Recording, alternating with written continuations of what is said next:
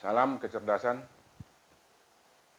Selamat berjumpa kembali dalam channel saya, si Hotang Mersoid, ya. Masih tetap setia dalam pencerahan. Nah, kali ini saya membicarakan tentang seputar hukum dagang, yaitu mengenai pembukuan atau dokumen perusahaan, ya. Baik. Nah, setiap pengusaha harus menjalankan pembukuan. Itu adalah kewajibannya.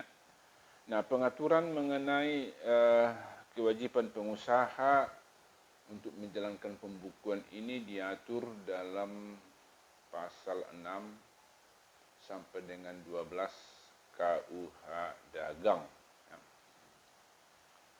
Nah, sebenarnya Kitab Undang-Undang Hukum Dagang atau KUHD tidak memakai istilah pembukuan. Jadi yang dipakai adalah kata catatan. Catatan saja yang dipakai. Tetapi sebenarnya catatan itu adalah menunjukkan pembukuan. Ya. Baik. Nah, karena KUHD tidak menunjukkan adanya kata pembukuan, nah, jadi justru itu pula KUHD tidak menunjuk bentuk apa catatan yang dipergunakan dalam mencatat setiap aktivitas maupun hak dan kewajiban serta harta kekayaan dari satu perusahaan. Nah, catatan atau pembukuan yang dijalankan oleh pengusaha bukan saja sebenarnya penting untuk kepentingan ekonomisnya saja atau kepentingan bisnisnya, ya, melainkan juga untuk kepentingan juridis, ya, kepentingan hukum. Nah, kalau dari aspek ekonomisnya, pembukuan itu sangat penting untuk mengetahui transaksi yang dijalankan, ya, juga untuk mengetahui hak dan kewajiban atau hutang piutang dari satu perusahaan, ya. Kemudian menggambarkan keadaan harta kekayaan perusahaan. Nah, kemudian keuntungan atau kerugian dan lain-lain lah yang berhubungan dengan pemegang saham dan pihak ketiga, ya, itu dia. Sekarang dari aspek juridis, ya. Nah, pembukuan sangat penting sebagai alat bukti dalam kegiatan perusahaan atau alat bukti. Nah, sekali lagi saya katakan adalah alat bukti, ya.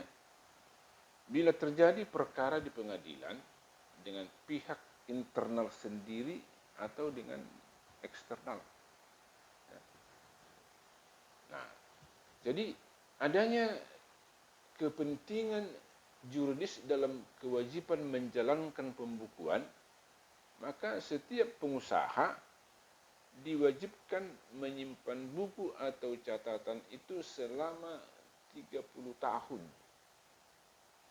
dan menyimpan segala surat-surat ataupun telegram yang diterima selama 10 tahun.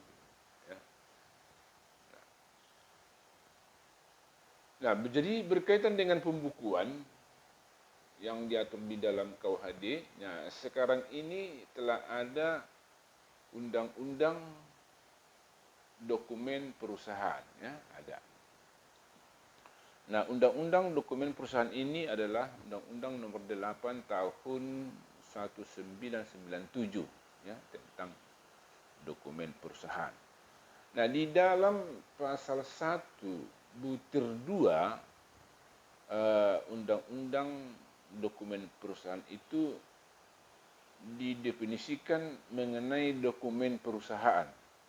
Jadi dokumen perusahaan menurut undang-undang itu adalah data, ya, catatan, dan atau keterangan yang dibuat dan atau diterima perusahaan dalam rangka pelaksanaan kegiatannya, baik itu yang tertulis di atas kertas, sarana lain, maupun terekam dalam bentuk corak apapun yang dapat dilihat, dibaca, dan didengar.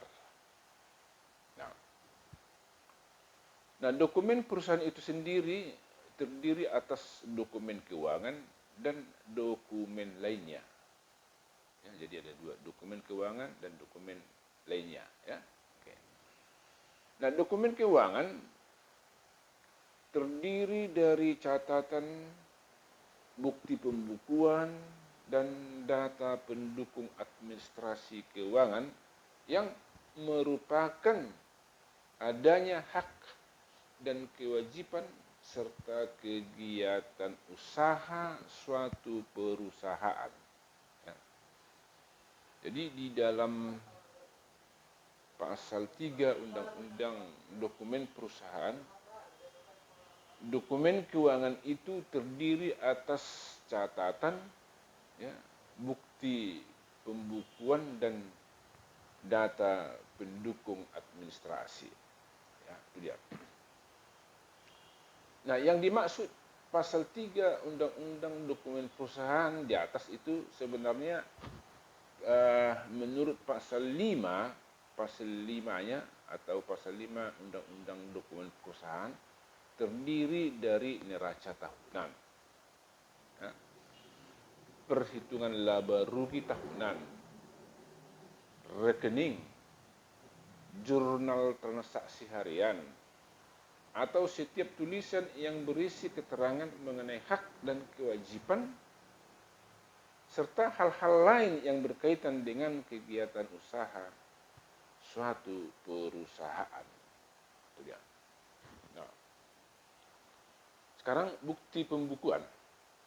Bukti pembukuan adalah warkat yang dijadikan sebagai dasar, ya, yang mempengaruhi perubahan kekayaan, utang dan modal. Nah, jadi perubahan kekayaan, utang dan modal adalah bisa bertambah atau bisa berkurang. Ya. Jumlah susunan dan kekayaan suatu utang dan modal itu ya bisa berkurang. Ya. Nah, kemudian data pendukung administrasi keuangan. Nah, itu adalah data administrasi yang berkaitan dengan keuangan untuk digunakan sebagai pendukung penyusunan dan pembuatan dokumen keuangan. Oke. Nah, data ini terdiri atas data pendukung yang merupakan bagian dari bukti keuangan. Ya. Misalnya, surat perintah kerja, ya harus ada. Itulah data pendukung administrasi keuangan itu. Jadi bukan hanya dalam bentuk kwitansi, ya, tapi ada data pendukung sebelum sampai ke situ. Nah, itu tadi yang dikatakan, misalnya surat perintah kerja, surat kontrak atau surat perjanjian, dan data pendukung yang tidak merupakan bagian dari bukti buku, ya.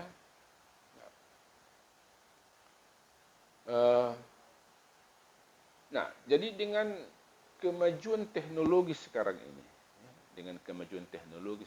ini, dokumen keuangan tidak hanya dapat dicatat dan disimpan secara konvensional.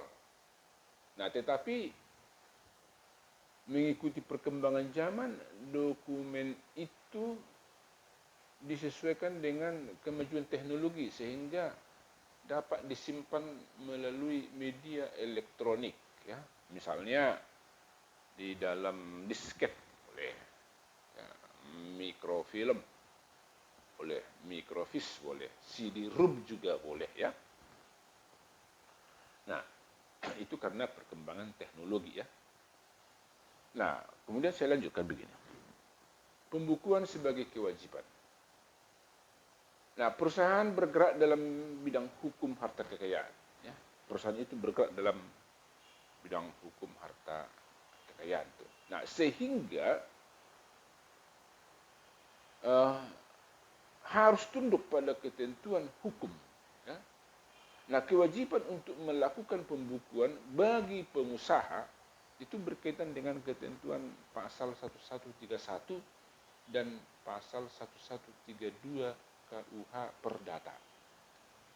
Nah, di situ ditentukan bahwa seluruh harta kekayaan debitur, baik yang bergerak maupun yang tetap, ya, yang ada maupun yang akan ada, merupakan jaminan bagi pelunasan hutang-hutangnya kepada kreditur.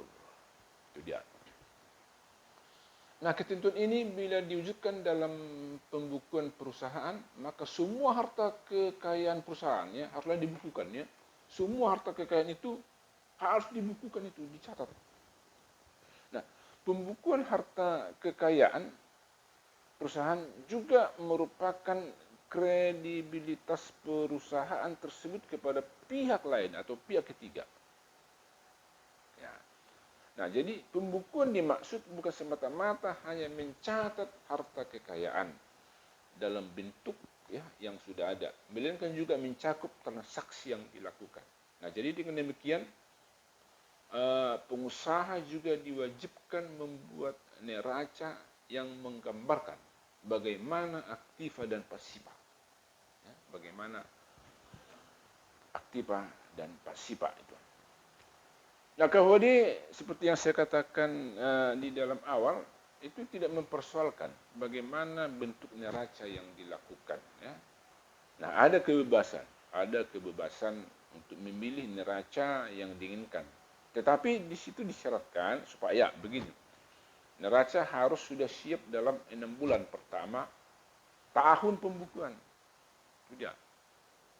Yang kedua, di situ neraca itu harus ditandatangani sendiri oleh pengusaha. Ya. Nah, kemudian kita lihat dulu, lanjut ya. Nah, melaksanakan pembukuan adalah kewajiban bagi setiap orang. Bagi setiap orang pengusaha. Bagi persekutuan. Dan bagi badan hukum. Nah, terutama ini berkaitan dengan wajib pajak. Ya, wajib pajak.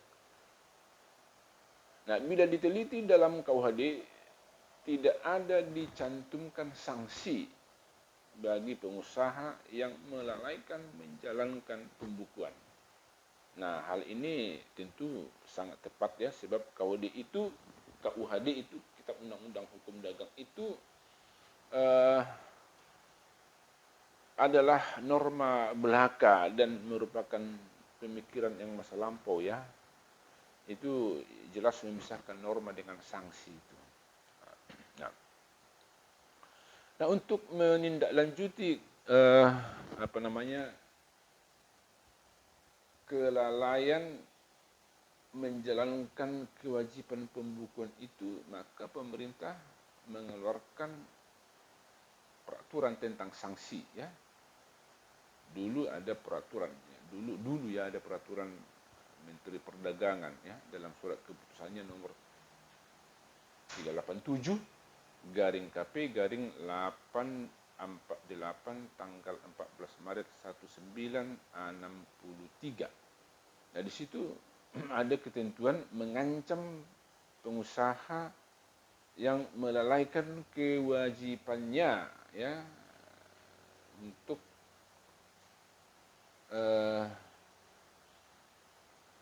tidak melaksanakan pembukuan ya. Nah, kemudian di dalam apa kita lihat ya, di dalam Undang-Undang Ketentuan Umum Perpajakan ya, di situ juga sudah dijelaskan adanya kewajiban adanya kewajiban uh, melakukan pembukuan itu, ya. Jadi bagi pengusaha yang tidak melaksanakan kewajiban pembukuan ini bisa dikenakan sanksi kenaikan jumlah pajak. Ya, jadi pajak kan ditentukan dari semua tentang aktivitas perusahaan itu, termasuk harta kekayaannya atau asetnya. Tapi kalau itu tidak dicatat, ya, itu tidak dicatat, maka ada ketentuan bahwa akan dikenakan kenaikan pajak, ya, 50% untuk PPh UP per setiap badan dan 100% untuk PPN dan PPh put.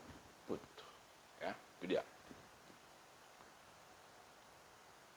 Nah, di dalam pasal 8 ayat 1 dan pasal 5 Undang-Undang Dokumen Perusahaan juga didapati ketentuan yang mewajibkan perusahaan membuat catatan yang terdiri dari neraca tahunan, ya, kemudian perhitungan laba rugi tahunan, kemudian rekening jurnal transaksi harian. Nah, semua catatan yang disebut itu ditandatangani pimpinan perusahaan, ya, ditandatangani, atau boleh juga pejabat yang ditunjuk oleh perusahaan itu. Oke. Sekarang jangka waktu penyimpanan. Nah, di dalam KHD itu sudah ditentukan adalah selama 30 tahun dan 10 tahun untuk surat dan telegram. Nah, ketentuan ini sesuai dengan pasal 1967 KUH Perdata yang berkaitan dengan kadaluarsa, ya, dengan kadaluarsa. Nah, pasal ini mengatur hapusnya beban pembuktian bagi seseorang bila ada tuntutan bersifat kebendaan atau perorangan dari pihak lain bila sudah mencapai 30 tahun, ya, tanpa gangguan. Ya. Nah, jadi dengan kata lain, tuntutan akan dianggap daluarsa bila telah melewati jangka waktu 30 tahun. Nah, di dalam Undang-Undang Dokumen Perusahaan ada diatur kewajiban masa penyimpanan dokumen perusahaan. Ya. Ada di situ diatur juga kewajiban menyimpan, ya. Nah, dokumen perusahaan yang disimpan itu terdiri dari catatan, ya, bukti pembukuan dan data pendukung administrasi keuangan. Nah, ketentuan itu diatur di dalam pasal 11 Undang-Undang Dokumen Perusahaan. Dalam ketentuan Undang-Undang Dokumen Perusahaan, kewajiban untuk menyimpan data tersebut adalah selama 10 tahun.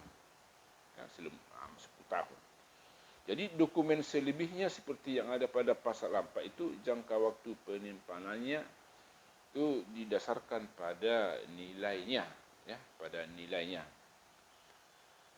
Nah, ketentuan pasal 11 Undang-Undang Dokumen Perusahaan ini jelas menggantikan ketentuan yang ada di dalam pasal 6 KUHD, ya.